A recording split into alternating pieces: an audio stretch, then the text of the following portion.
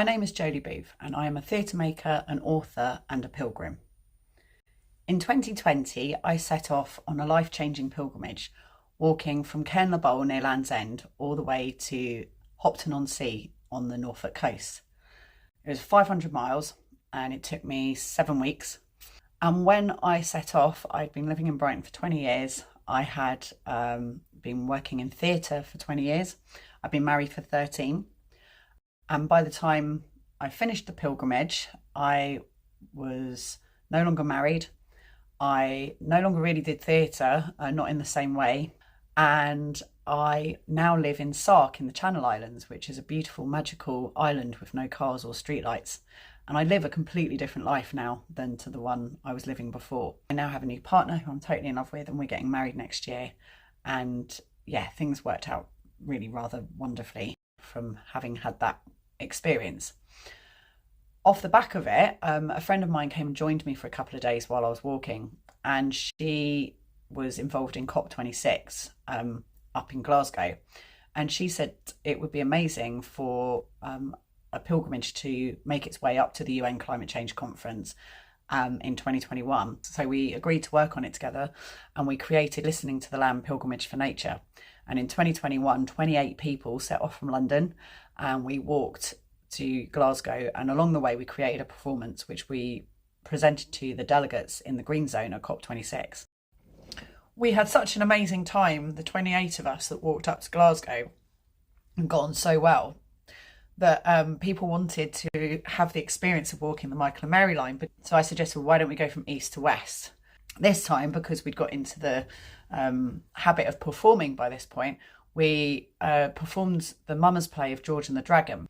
The reason why we did this is because St Michael is synonymous with St George, and in lots of the churches along the route you see them both on the stained glass windows because they're both dragon slayers.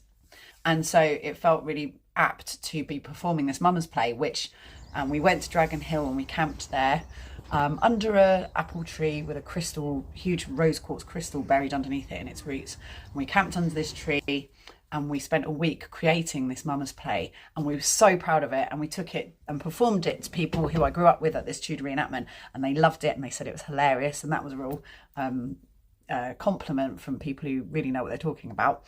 And we're now going to take this play back down the Spine of Albion, setting off from Arthur's seat. So King Arthur's going to be in his throne, he's going to get up from his seat and he's going to march down the land and perform this play, and hopefully and inspire hope in the people that we meet along the way.